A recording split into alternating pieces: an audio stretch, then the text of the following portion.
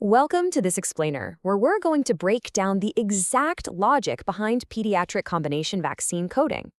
The goal here is simple, to help you ace your certification exams with total confidence. So if you've ever felt completely overwhelmed by immunization administration codes, don't worry, you are in the right place. We're going to make this crystal clear. Here's our roadmap for today. We'll start with a real-world coding scenario, break down the actual answer, explain the base and additional codes, count out our vaccine components, and finally, we'll code the remaining vaccines for the visit. Section 1, the coding scenario. Let's jump right into the exact clinical situation that tends to trip up even the most diligent coding students. Okay, listen closely to these deliberate clinical details.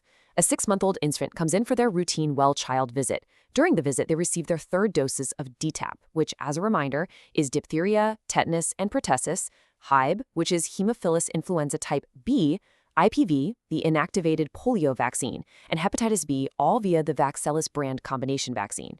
They also receive their 3rd doses of PCV and rotavirus vaccines and their first influenza and COVID-19 vaccinations. Now, here is a massive, absolutely crucial key detail. The provider explicitly documents that counseling was given for each vaccine. So, what is the product and administration coding for that massive DTaP, IPV, HCPCS, Hep B combo vaccine? Section 2, breaking down the answer. Based on all those precise details we just covered, let's look at the correct product and administration coding for that specific combination. All right, check your mental math. To correctly report this, we use the product code 90697 for the Vaxelis vaccine itself, plus administration code 90460 reported exactly once, and administration code 90461 reported exactly 5 times. Section 3. The base and additional codes. Let's apply the rules here and understand exactly why we selected these specific admin codes for our infant patient. Well, to use this specific administration code family, you absolutely have to hit a strict 3-step checklist. Step 1, the patient must be under 19 years old. Our patient is a 6-month-old infant, so check. Step 2, counseling must be provided by the provider and explicitly documented in the chart. Our source text clearly stated counseling was given for each vaccine, so check again.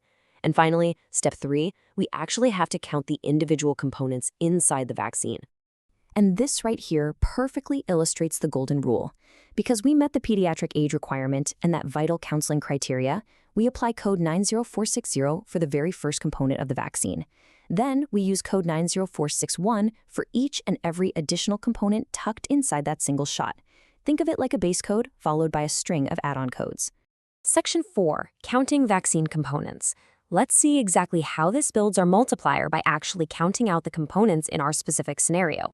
So when we dissect the Vaxelis brand combination vaccine given to our 6-month-old, we find exactly 6 components. Let's count them. We have diphtheria, tetanus, and pertussis. That's 3 right out of the gate from the DTaP. Then we add Haemophilus influenzae type B, or HIB, which makes 4. Next is the inactivated polio vaccine, or IPV, bringing us to 5. And finally, hepatitis B, which brings our grand total to exactly 6 distinct components within this single combination shot. Turning this into a simple medical coding math equation, we take those 6 components and just split them up according to our rule. The very first component gets our 1 base code of 9460. That leaves us with 5 additional components left over.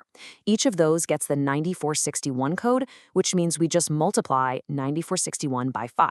Make sense?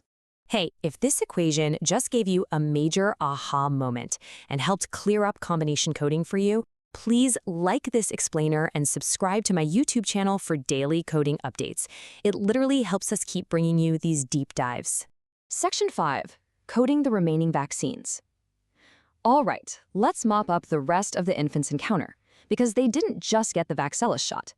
Let's see how our rule applies uniformly to the other vaccines they received. Now, this becomes incredibly straightforward once you have that rule locked in your head. Look at the PCV20, rotavirus, and the flu vaccine. According to our source, each of these contains just 1 single component.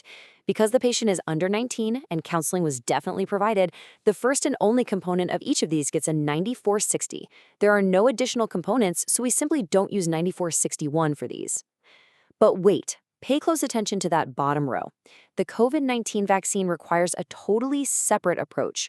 For COVID-19, we have to report code 90480, which is specifically used for coronavirus vaccine administration rather than using our standard pediatric admin codes. To wrap up this explainer, I really want to leave you with a critical question to test your knowledge and see if you've truly mastered this logic. If the provider did not provide counseling during the 6-month-old's well-child visit, how would all of these administration codes change? Think back to that 3-step checklist we discussed earlier. Drop your answers in the comments below, keep studying those guidelines, and I will see you in the next explainer.